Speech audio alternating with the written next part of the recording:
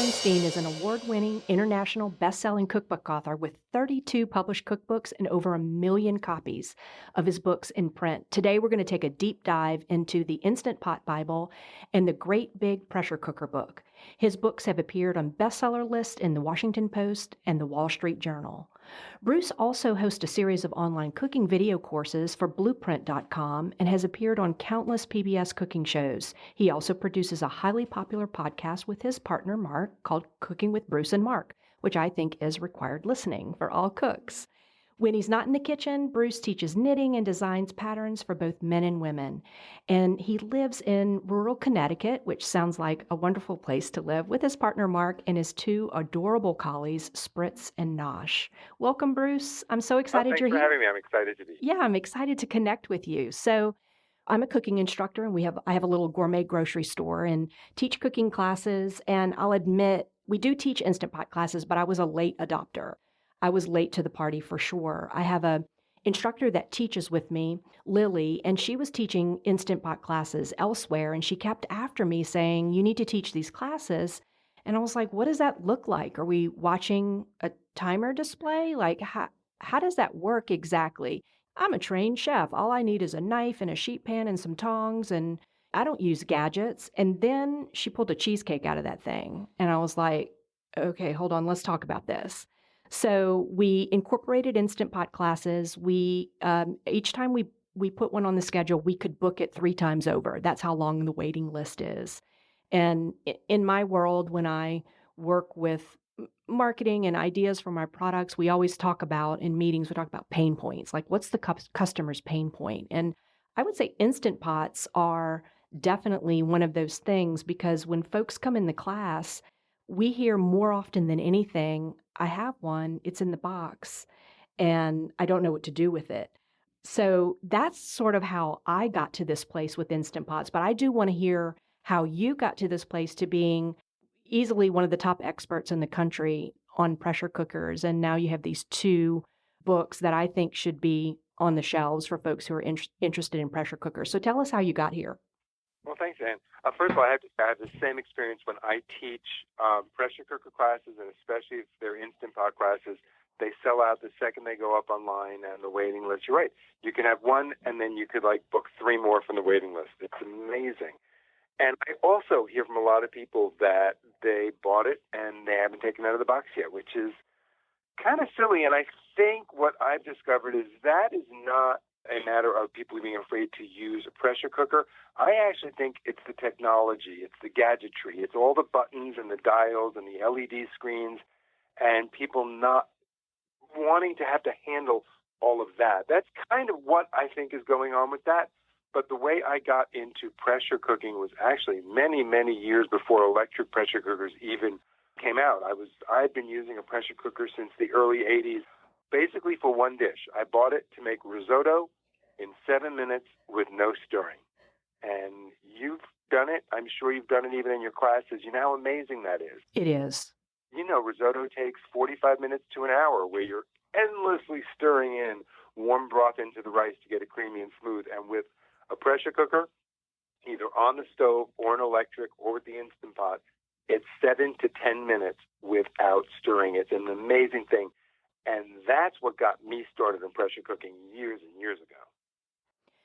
We are going to talk about 2 particular books, and I just want to clarify for listeners. The Great Big Pressure Cooker book covers both electric pressure cookers. Most people think of the Instant Pot brand, or a stovetop pressure cooker like your grandma used. And that's where folks tell the story about it taking out the ceiling tiles.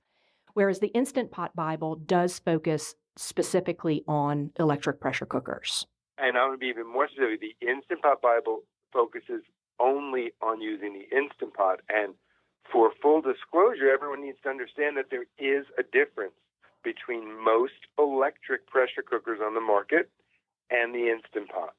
Instant Pot cooks at a higher pressure, higher PSI, pounds per square inch, than standard electric pressure cookers. So it cooks faster than a standard electric pressure cooker.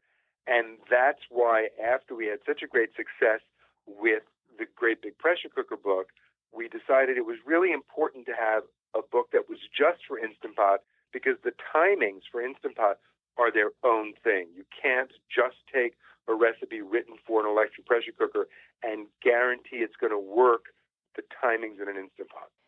So I do want to talk about something that kind of made me snort laugh as I was reading it. In the introduction to the Great Big Pressure Cooker book, you talk about the 4 pressure cooker personality types.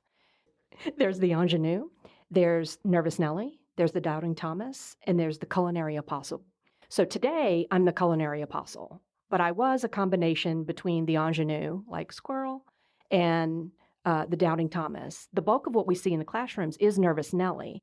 But what I liked about the introduction to both of these books, which, let me just say this for listeners who don't read the introduction to cookbooks, this is no one in particular.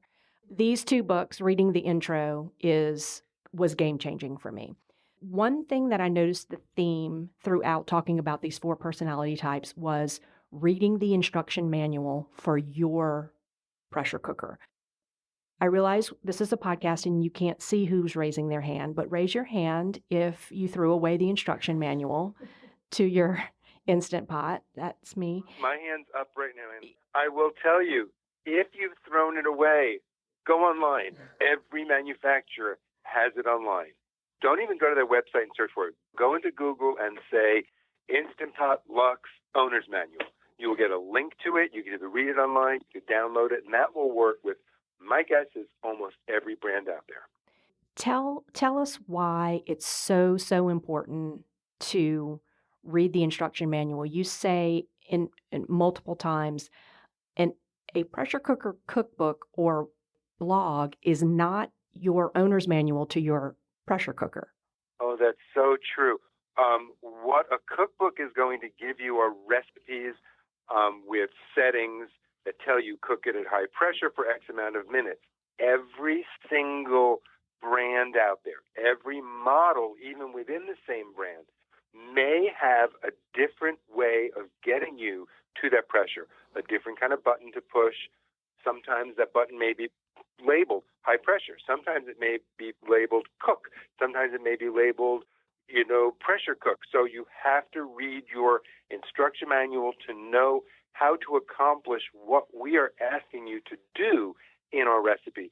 And let's face it, one cookbook can't be the owner's manual and guide to every kind of electric pressure cooker out there. So we could tell you how long to cook it and at what pressure and whether you need to brown first, but you have to look at your owner's manual to see how to accomplish that. So I was listening to a recent podcast episode of yours called Instant Pot FAQ, and that episode you took questions from the Instant Pot Facebook community, which I recommend folks both listen to the podcast and join the Facebook community. And you took questions from there. And one thing that was interesting to me that I didn't realize, and I'm wondering if you see this as like a blanket rule, that the warm function should always be turned off before you start pressure cooking. First of all, tell us what happens when the warm function is on and the pressure cooking ends. So if you are pressure cooking with an electric pressure cooker and you have a keep warm function on, in many, many models of electric pressure cookers, as soon as the pressure cooking is done, the keep warm clicks on, and that will keep the contents in the pot at 140 degrees, which eventually it might come back down to pressure where you could open it, but it'll take a lot longer because there's a heat source still going on. Now, I do hear from people who say, well, I have a model that it doesn't go to keep warm until after the pressure's been released. And I'm like, you know what? We're back to that problem of our book can't be an owner's manual for everyone. And since everyone's machine is a little bit different, it's much safer to say, put the keep warm off. That way, when it's done cooking, the machine will shut off. And if we're doing a natural release, which means letting the machine sit and letting the pressure drop naturally, that will happen. If the keep warm is on, in a lot of machines, that won't happen for a very long time. So it's slowing down your natural release. It slows it down tremendously because the heating element continues to stay on. That's correct. But if you're out there on the internet looking at recipes, is there any way to know whether or not that recipe writer, that blogger, did that? That is the problem with recipes that you find online. You have to know the source. It has to be a reputable source. It has to be a known, named place it's coming from, either a well-known food magazine or food network where you know they're testing them. Make sure the recipe says it was tested. Otherwise, there's no way to know if the person who wrote the recipe tested it at all, or certainly if they tested it with all the variations that could possibly happen with your machine. So if you're not going to use a cookbook, and some people don't like to, and they feel like all these recipes are free online, that's okay. But you have to be very careful about researching who you're getting the recipe from, and don't get angry if for some reason the recipe doesn't work. It's probably not your fault. It could easily be the person who posted the recipe just didn't test it properly. And that's where the beauty of all of this information online and social media comes in. You have an opportunity to reach out to that blogger in their comment section, or, gosh, I see it on the Facebook group. Wow, it's just like the amount of feedback folks get when they post a question. It's just this beautiful thing.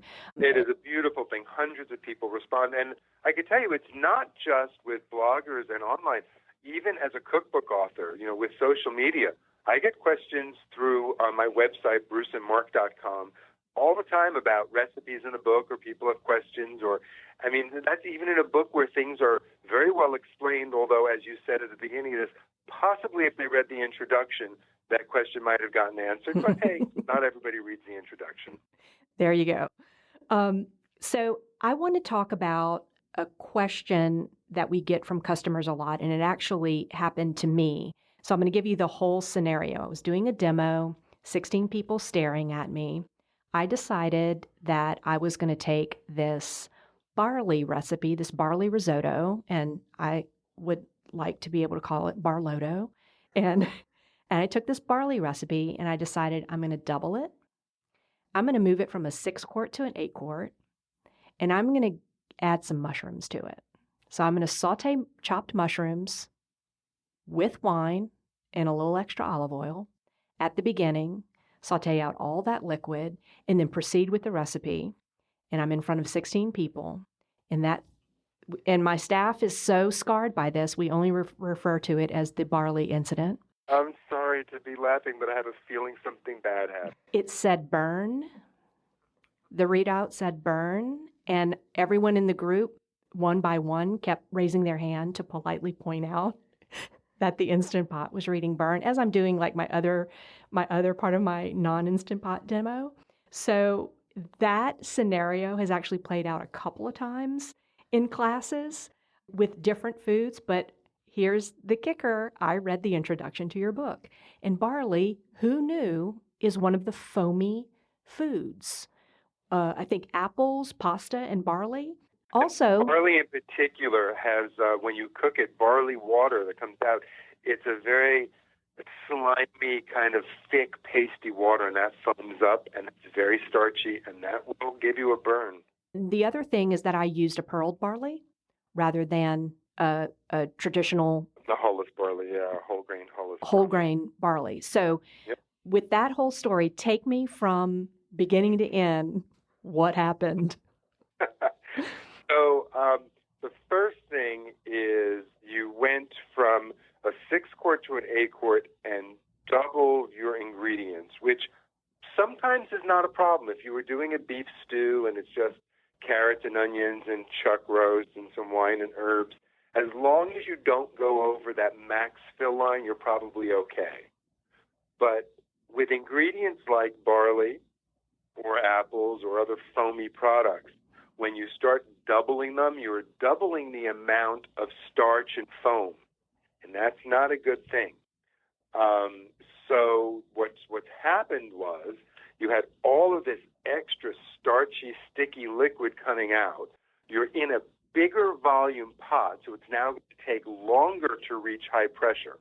And that's the key here. You went from a 6-quart pot, which had a smaller volume, so it will get the high pressure faster. You put more foamy ingredients in a larger space. So they have a longer time to boil and boil and boil and boil before the machine can come to high pressure and the temperature can drop a bit and it starts to cook. During that extra time, all that starchy liquid settles to the bottom and it burns. Now, I will say that occasionally we all get a burn notice. If you catch it immediately, because that's the nice thing about Instant Pot, is it's very sensitive and it tells you if there's a burn the second one little something burns down there. If you do a quick release and you unplug it and you take your ingredients out, you pour them out, chances are you could still salvage that meal because there'll be very little burn to the bottom of the pot at the beginning. So you could scrape that out, put everything back in, add a little more liquid. But in your case, it sounds like they were telling you that you had a problem and you weren't listening. So by the time you addressed it, I'm sure that that was not salvageable. When you see that burn, unplug it instantly and then do a quick release. Okay. Take the lid off. Use pot holders to take the insert out or use a ladle to start ladling off all the food, not scraping the bottom because you don't want to scrape off the burn stuff. And if you've got the burn notice, if you start right away, there's not going to be that much burn. So you probably still can salvage what's in there. So get everything out except what's burned up to the bottom. Then scrape that off, throw it out, clean the pot, put everything back in. Now, if you get the burn notice because you did something like added too much a starchy or foamy food, well, that you're going to have to put back just half as much and plus a little more stock. If you got it for some other odd reason, like, trying to imagine you were making a spaghetti and meat sauce, and for some reason the spaghetti sauce or the canned tomatoes you used were a little thicker, say, than the ones, and this is a good point to bring up. When I use canned tomatoes, canned diced tomatoes, I use them packed in juice. I had a reader comment to me once that she follows my recipe exactly, and every time she tries to make this pasta dish with canned diced tomatoes, she gets the burn. And when we finally, after about 2 weeks of talking to her, I had her send me a picture of the label of her tomatoes. Sure enough, she bought some that are packed in tomato puree, not in juice. Mm-hmm. So that extra thick liquid was causing the burn. So we found out that reason. So let's say that happened and you use a tomato in puree, so you got the burn instead of, I wouldn't use tomato in juice. So you take everything out, clean up the bottom, put it back in, but this time you have to add a little more liquid because the extra liquid will thin out your tomato puree and that'll work. And then you can go back to cooking it and pray that you don't get the burn a second time. But let's talk about that burn when it's not a burn and it's cooked on the bottom. If we were in a saute pan on the stovetop, that's fond. And that, we're very fond of fond. That's deliciousness. So is, in the risotto, in the barley incident at my store, I also think one of my issues was that sautéing of the mushrooms at the beginning, and that I did develop some fond down there, and that I didn't scrape it properly because at the end of the day, the Instant Pot just thinks it's burning something. It doesn't know that it's fond, correct? That is true. It knows that something has been burned because it senses a heat differential happening that shouldn't be happening. In the case of fond, you're talking about the caramelized natural sugars that are in meats and vegetables. And those brown on the bottom of the pan, and then we scrape them up with liquid. We deglaze the pan to scrape them up, whether it's with wine or with brandy or with stock or even with water. In your case, if you did not scrape every bit of that mushroom fond off the bottom of the pot, then you're even asking for more trouble with the extra sticky and foamy barley that you're going to add. You might have gotten it anyway from the barley had you scraped it up because you doubled the amount of barley in a larger pot. But you're correct that it does not know the difference in fond and other kinds of sticky stuff. So if you are browning a chuck roast or stew meat or chicken thighs or mushrooms in your Instant Pot or electric pressure cooker, before you are going to add other ingredients, You must remove them. You must add some kind of liquid and scrape up every bit of that to keep the machine from thinking it's burned, or then from having other materials in your stew sticking to that bit of fond and building up so that it gets thicker and does actually burn. And I do want to go back to the barley, that I use pearl barley instead of whole barley. And I think it relates to your recipes in the beginning of your books are breakfast, and you do oats in the Instant Pot, but you're never using a rolled oat or a quick cooking oat. These are always Irish oats or steel cut. They're always steel cut oats because it's the whole grain. It has the bran, it has the germ, and all of that extra fiber from that will keep the oats from just getting too pasty, too sticky, and burning. If you try to use rolled oats, 9 times out of 10, you will get a burn signal. And I had to say 9 times out of 10 because if I say you always will, there will be someone who made it who didn't get a burn for whatever reason. Of course. And that is anecdotal, and that's great, and I'm thrilled that person didn't get a burn, but you shouldn't count on that happening. Okay, let's talk about rice a little bit, because I think that grain, your risotto story is my exact story. The cheesecake was the game changer. Let's just, get that out of the way. But risotto, I was pretty blown away by risotto with arborio rice. But I do rice a lot in the Instant Pot, and I like rice made with a portion of the liquid being coconut milk, which is very high in sugar. And I occasionally get a burn notice. I've noticed that depending on my brand of coconut milk, I'll get a burn, and then other times not, when I change up brands. Can you speak to those high sugar ingredients in the Instant Pot and what might be happening? Well, sugar is always going to superheat under pressure like that and start to stick to the bottom and burn. In terms of coconut milk, my guess is it's a combination of the sugars in the coconut milk as well as the fat content. And the reason why a super high fat coconut milk might lead you to get a burn notice more than a lower fat one is that a lower fat coconut milk is going to have more liquid, more water in it, because the volume of that can is the same, correct?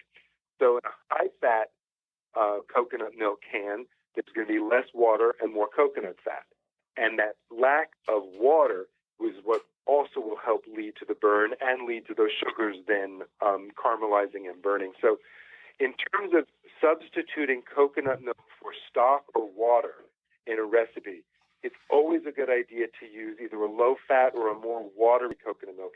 If you want to add some coconut cream or a super rich, fatty coconut milk, then just go ahead and add a few tablespoons of that on top of your broth or water, but not as a substitute. And then I think that'll get rid of all your problems. And don't stir it in? Oh, no, stir it in. Okay. But it's okay to add the extra thick fat as long as you're not substituting it for the liquid, because the liquid is what you need to keep things moving and to keep things lubricated on the bottom of the pan so that it doesn't burn.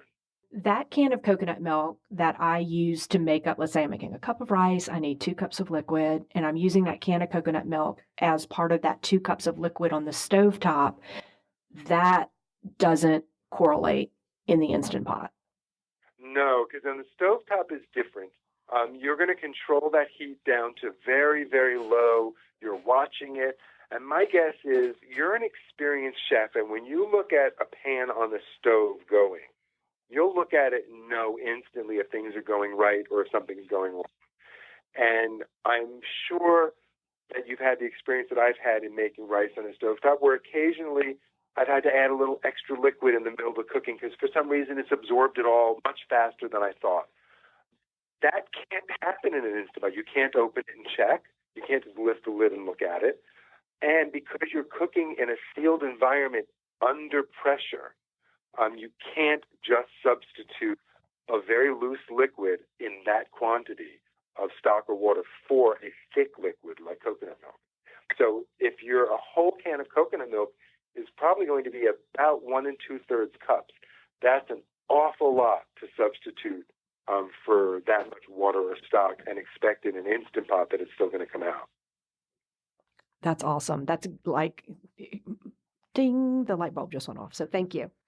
With my Instant Pots, I have never used any of the presets. I use saute and I use manual. Talk about presets on Instant Pots. Mine has yogurt, it has meat, it has chicken, which kind of makes me chuckle a little bit because chicken, like, is that for boneless, skinless chicken breasts? Are we talking about a whole bone-in chicken? Talk about those presets because you talked about this earlier in the podcast, how for a lot of folks who haven't taken it out of the box, it's that technology, it's that all those buttons. So talk about some of those. I'm going to make some enemies with this answer, and I don't want to make enemies. It is an Instant Pot. It's not a magic pot. And the machine does not know the difference between meat or chicken inside of it. And when I spoke to Robert Wang, who invented the Instant Pot, when I first started working on this book, we had a long discussion about those buttons because I wanted to know, was there really a difference? If I hit the chicken button and gave it 40 minutes, does it cook at the same pressure, I asked him, as if I pressed the beef button? Because maybe he did that so the chicken needs slightly less pressure or meat. And his answer shocked me. He's like, no, there's no difference. All of the buttons that say a kind of food like meat, like chicken, like soup, broth, in all of those, all they do is turn the machine under high pressure, and they each have a preset amount of time in them that Robert Wang and his people thought was probably about right. But that time is also changeable on your machine. And if you look at all the models that have come out since that very first model he came out with so many buttons, those preset buttons started to go away. Mm-hmm. And so the latest model they have, the Max, it doesn't have beef or chicken at all. It has just pressure cook, slow cook, grains, and grains is great because it does do something different than just going to high pressure. Yogurt, rice.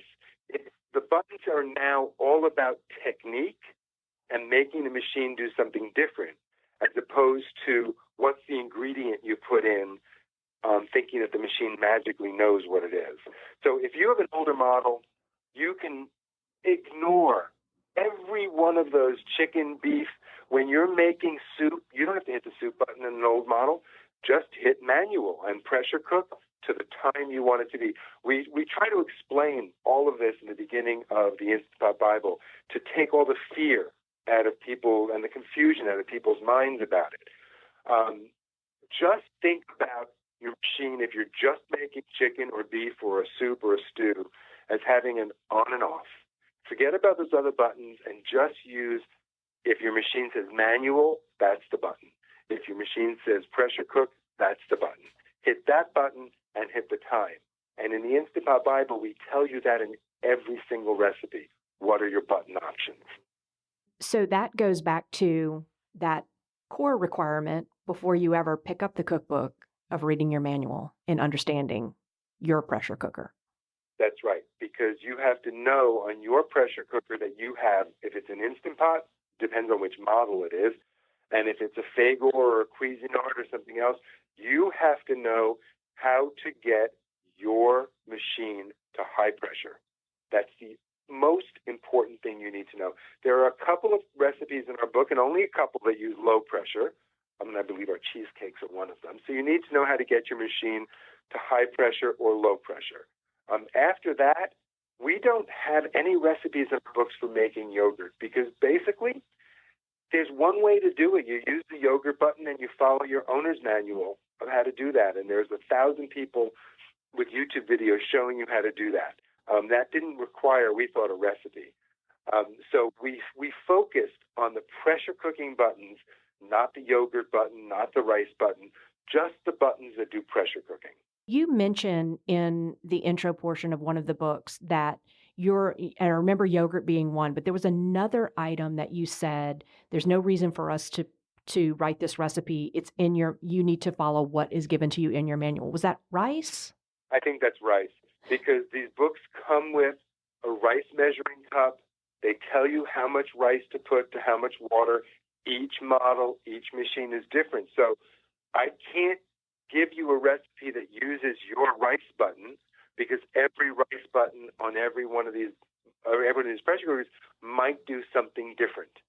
So we had to stick with the technique that is the same in everything, which is going to high pressure or going to low pressure. Perfect. Okay, I want to talk about food.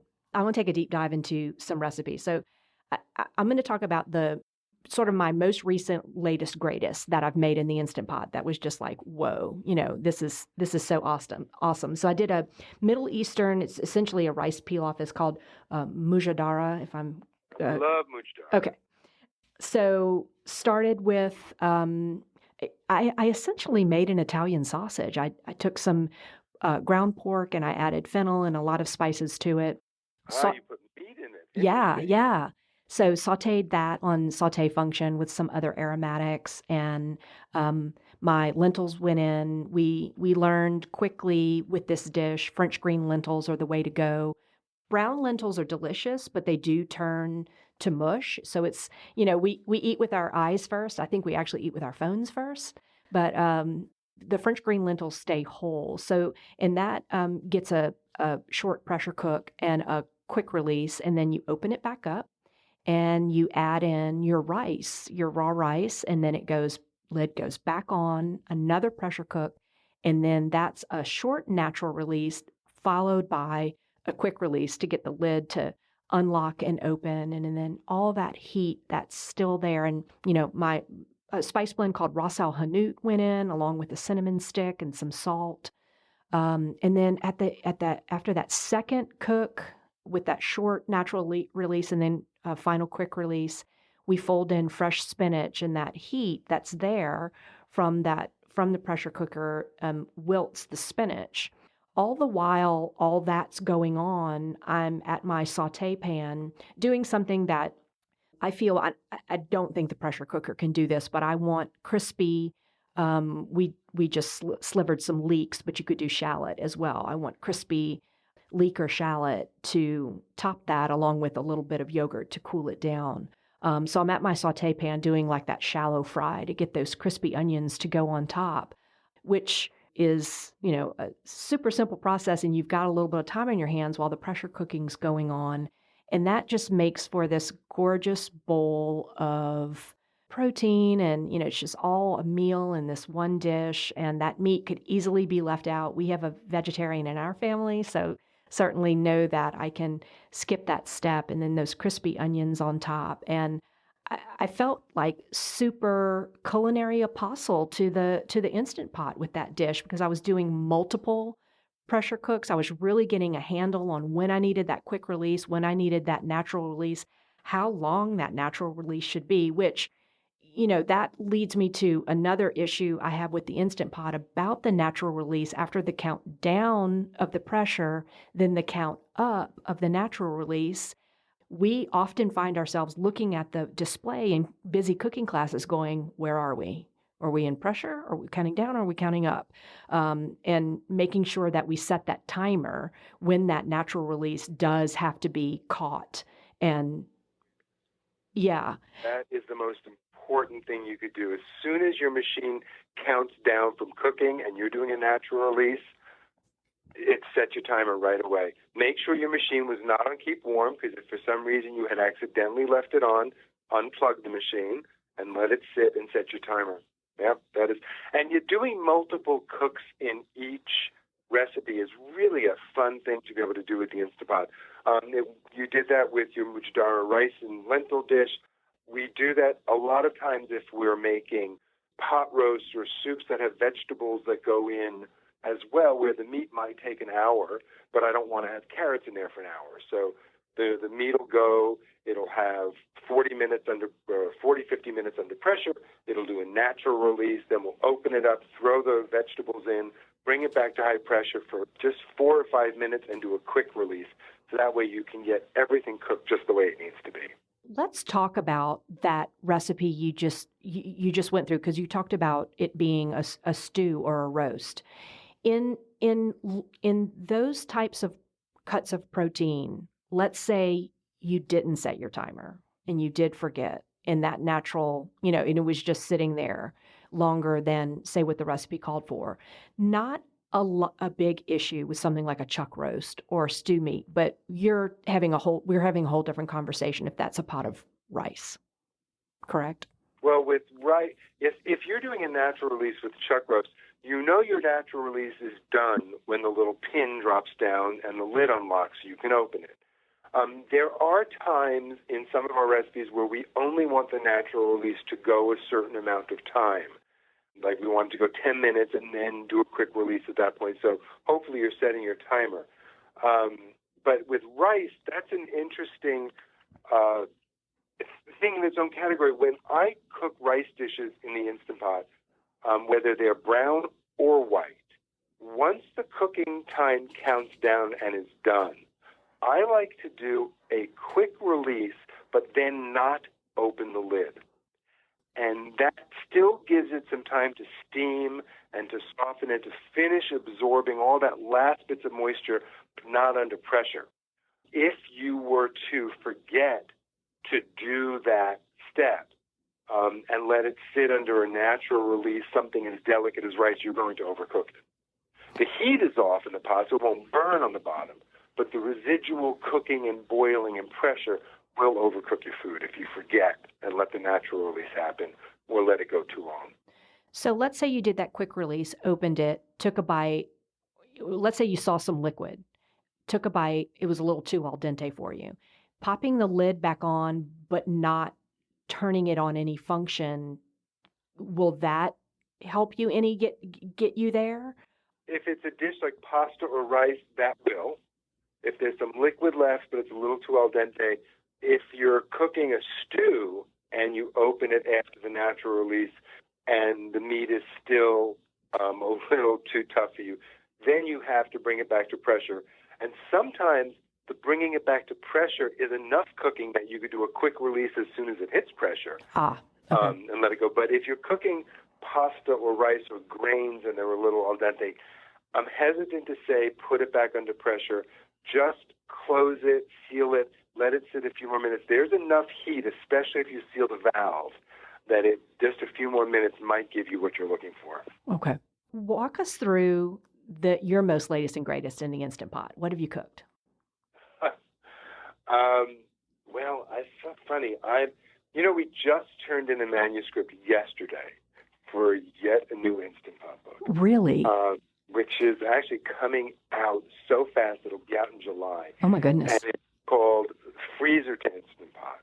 And nothing gets thawed. You put frozen pork roast, chuck roast, stew meat, ribs, everything goes in frozen.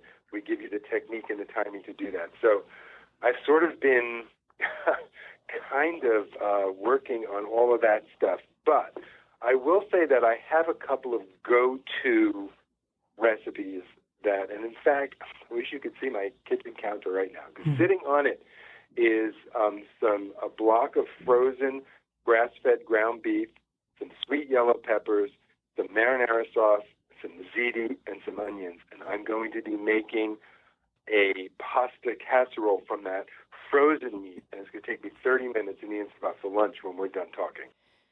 Is your pasta going in with frozen meat? No. So when the meat's frozen, we have to do a two-step thing. So I will put the meat in with a little bit of broth, not much, on a rack, and I'll give it about 18 minutes to thaw it. I'll pull the rack out. I'll break up the meat. I'll add all the other ingredients, including the pasta, let it go another 4 minutes, and then it's done. Wow. That book's going to be a game changer. I hope so. Talk about a pain point. We hear folks say that all the time. Well, I planned on cooking, but I forgot to defrost the meat. I did. It happens. In fact, I posted in the Instant Pot Facebook community group a video of my making pulled pork with a frozen pork shoulder. And it's the technique of doing it again on a rack, I steamed the pork over a bottle of beer with all the spices. 2 hours later, it's done. You pull the pork out, shred it up, boil that sauce down, mix it back in. And that was right out of the freezer. And in 2.5 hours, you're having pulled pork. Wow. That's amazing. It is. The machine is game-changing in so many ways. For sure. We're going to wrap it up here soon. I do want to ask you a question I ask everyone. If you had a novice, I introduced you to a novice cook, Instant Pot's in the box, what is the one dish you would teach that person?